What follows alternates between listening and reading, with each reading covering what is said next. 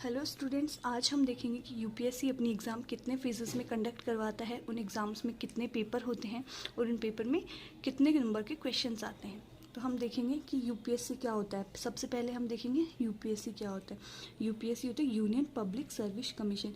ये एक independent constitutional body है जो कॉन्स्टिट्यूशन के द्वारा क्रिएट की गई।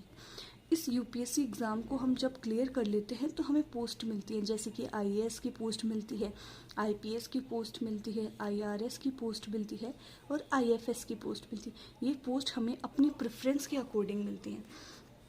अब यूपीएससी की एग्ज़ाम 3 फेजेस में होती है।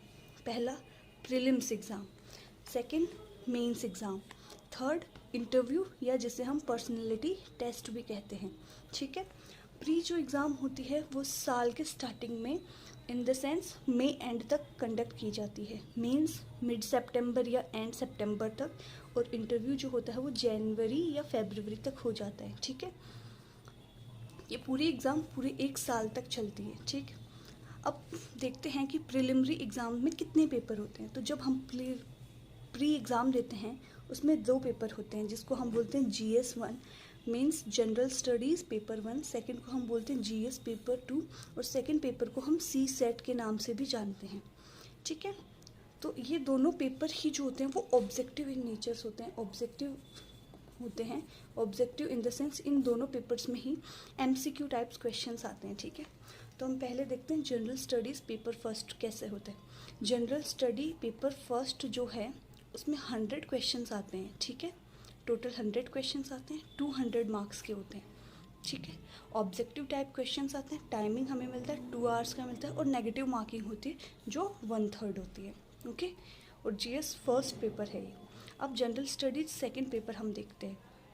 जनरल स्टडीज़ सेकेंड पेपर में 80 क्वेश्चंस होते हैं। 80 क्वेश्चंस होते हैं मीन्स सी सेट के पेपर में हमें क्वेश्चन की जो नंबर है वो कम हो जाती है। 80 क्वेश्चंस मिलते हैं, मार्क्स 200 ही होते हैं। ये भी ऑब्जेक्टिव टाइप के क्वेश्चंस ही होते हैं। टाइम वही 2 आवर्स मिलता है। नेगेटिव मार्किंग इसमें भी होती है और इसमें भी नेगेटिव मार्किंग प्रेजेंट होती है। लेकिन जो ये पेपर है ये सिर्फ क्वालिफाइंग नेचर का होता है। मीन्स आपको इसमें 33% लाने होते हैं। 33% मीन्स 66 मार्क्स आपको लाने होते हैं। इस एग्ज़ाम को सिर्फ क्वालिफाई करना पड़ता है। जब आप एग्ज़ाम देते हो यूपीएससी का प्री का, तो अगर आपका सी सेट का पेपर क्लियर नहीं होता है या क्वालिफाई नहीं होता है तो आपका GS1 का पेपर चेक ही नहीं होता है। इसलिए इस पेपर को क्वालिफाई करना बहुत ज़रूरी है। फिर हम बात करते हैं मेंस की। तो मेंस है वो पूरा रिटन फॉर्मेट में होता है। वो प्री में हम सारा कुछ ऑब्जेक्टिव पढ़ते हैं, लेकिन मेंस में हमें लिखना पड़ता है, मतलब वो रिटन फॉर्मेट में लिखता है। अब मेंस में भी बहुत सारे पेपर होते हैं। तो मेंस में सबसे पहले हम देखते हैं 2 क्वालिफाइंग पेपर होते हैं जिनको हम पेपर A पेपर B बोलते हैं। Paper A in the sense Indian language. ठीक है। अब पेपर 2 क्वालिफाइंग नेचर के पेपर होते हैं। इंडियन लैंग्वेज में जो पेपर लगेगा वो भी क्वालिफाइंग होगा। पेपर B जो इंग्लिश लैंग्वेज का लगता है, इंग्लिश का पेपर लगता है, वो भी qualifying. Both papers are qualifying in nature और ये 300 मार्क्स के होते हैं।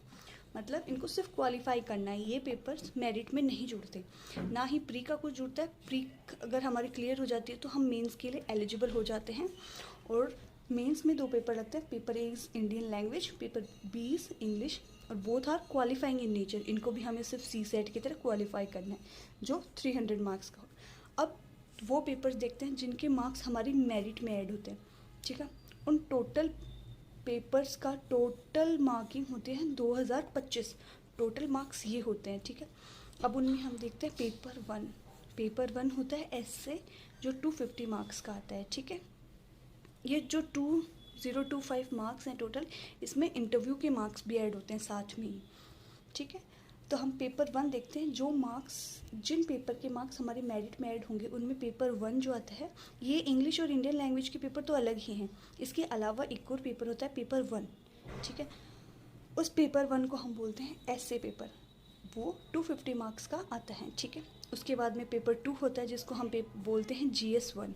तो उसके बाद में हमारे 4 पेपर होते हैं, GS1, GS2, GS3, GS4, और ये चारों पेपर 250 मार्क्स के होते हैं। ठीक है।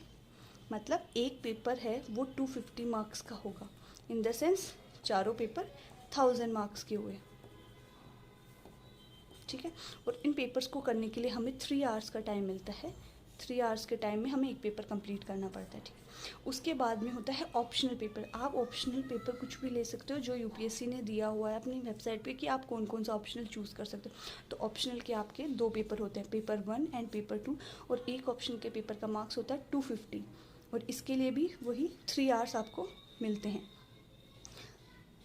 तो टोटल मिला के आपके पूरे मेंस में पेपर लगते हैं 9, टोटल 9 पेपर्स आपको मेंस में करने पड़ते हैं। अब लास्ट में आता है आपका इंटरव्यू या पर्सनैलिटी टेस्ट। पर्सनैलिटी टेस्ट होता है 275 मार्क्स का, जिसमें वो आपकी पर्सनैलिटी को चेक करते हैं कि आप एक ऑफिसर बनने के काबिल हैं या नहीं। तो देखा हमने कि इसमें प्री होता है, मेंस होता है और इंटरव्यू होता है। और जो मेंस की जो मेरिट है 2025 जो मार्क्स हैं उसके अंदर पर्सनैलिटी टेस्ट के मार्क्स भी इंक्लूड हैं, और उनके बेसिस पे आपकी मेरिट आती है, ठीक है। और हमें मेरिट में आने के लिए वो बिकम एन आईएएस बनने के लिए हमें कम मतलब 930 मार्क्स से ज़्यादा मार्क्स चाहिए होते हैं मिनिमम। Thank you.